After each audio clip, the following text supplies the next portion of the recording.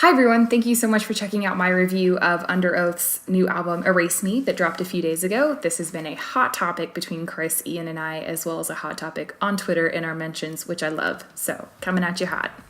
I'm going to be going over overall thoughts, the songs that stood out the most for me, as well as why the other songs did not stand out for me. So, here we go. Overall thoughts on Erase Me.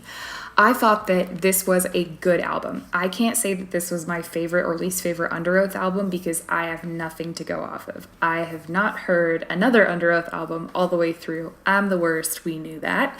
But for me, kind of coming with a fresh pair of ears, if you will, this album fell right in the middle of the road for me. 4 songs stood out, and so there's 11 songs on the album. That's almost halfway there.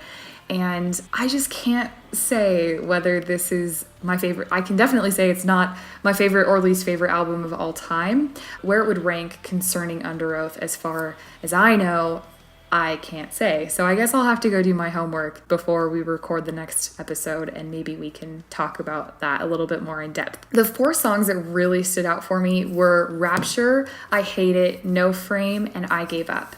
And that is because these songs I felt were the most dynamic, they were the most lyrically creative, the most instrumentally creative. And I really honestly hate saying that because I think that the other songs on the album are lyrically creative and are instrumentally creative to a point. But these were really the 4 that when I was listening to the album, it made me stop and go, whoa, okay, what's the name of that song? I want to listen to that again. So those were definitely the ones that stood out, that captured my attention, that not only captured it, but kept it.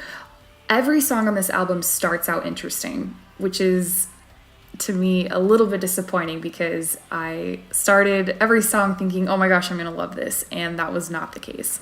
So, for example, a song that really fell flat for me was Bloodlust. I felt that lyrically this was the least creative song on the album. It was very repetitive. Instrumentally, there wasn't a whole lot of... I don't want to say creativity because I know that the creative process to not only write but record and just masterfully record for this album was incredibly beautifully mixed. But masterfully record and produce and eventually release an album and song like they have done. So I think it's a bit of an insult to say that this song wasn't creative, wasn't good, but it definitely was the most repetitive. And it's really interesting that I think that because I tend to like very anthem-y songs. Ian and Chris have talked to me about this before, on air and off air, that I really like repetitive songs. I love Thunder by Imagine Dragons, and that song drives Ian crazy. It was just very interesting to me that with this album specifically, the songs that were repetitive, the songs that were like anthems really fell flat, and the songs that were the most intricate, were the most creative, were the most kind of out of the box, were the ones that really caught my attention. So that was very surprising and very interesting and kind of made me really want to listen to this album again and again and again and get obsessive about it like I do, just to check and see, you know, if these 4 songs are really the only 4 that stand out to me. So maybe the next Chordcast episode we record, I may have a little bit different thoughts. I don't think I'll ever change my mind on Bloodlust, though, because that song was truly painful to listen to. I messaged the boys and I was like, I want to put my head through a window because it was just, I don't want to say bad, but in the context of this album, it was definitely not the best. So I think that this is a really solid album for the place and time of the music industry and where it is right now and who is listening to it right now. This album has the ability to gain new Underoath fans and keep some of the old fans. It has been very polarizing, and I think that is something that a lot of bands in this genre are having to deal with, is putting out music that is seemingly polarizing their fan base. People either love it or they hate it. And so there's, you know, you can read tons of reviews on this album of, oh, well, this is not old Underoath, this is new Underoath, and I don't like it, and it's changed, and I'm, you know, whatever. I'm not going to speculate wildly. It's just, you can definitely tell that there are some people who love it and some people who hate it. And something that I've noticed is the people who tend to really, really love it are the people who haven't been Underoath fans for very long. Now, Ian totally proves me wrong with that because he thinks that this is a great album. And so I'm not disagreeing with him. I think it's a good album.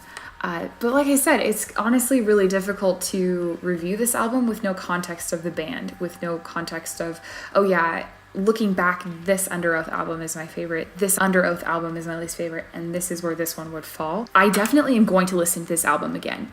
I'll skip Bloodlust. I have to get off of that. I have to stop mentioning that because you guys get it. You get it. But it definitely is an album I'm going to listen again. I'm going to check it out. I would definitely check out any singles that they release after this. I didn't listen to a single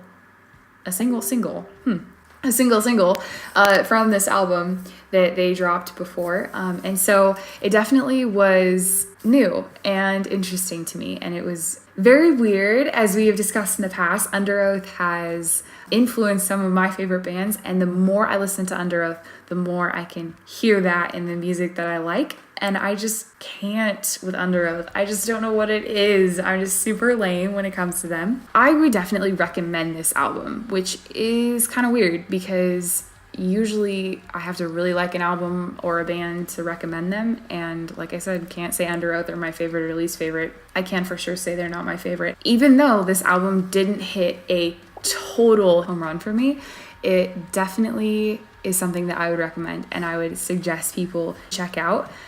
Because I think that whether you're an old Underoath fan or a new Underoath fan, this is something, you can find something on this album that you like. And I don't know, I feel really contradictory because I keep saying things that I don't really think, because I don't really like saying that you can find, there's something for everyone on an album, because that takes away from the artistry of it. But I really think that there is. As long as you like semi-heavy music, you'll be able to find a song or 11 on this album that you enjoy. So trying to stay away from numerics here because I don't even know what I would put on it if I had a scale. Overall, good album. I would recommend it. Highly, highly recommend you listen to Rapture, I Hate It, No Frame, and I Gave Up. You guys can decide for the rest of the album what you think, what you loved, what you hated, why you loved it, why you hated. Hopefully my thoughts will help your thoughts, or my thoughts are totally wrong or totally right to your thoughts. So thank you guys so much for watching this, listening, supporting us. It really does mean the world to me that there are people who care and want to check us out. So that is just incredible to me. So we will catch you on the next episode.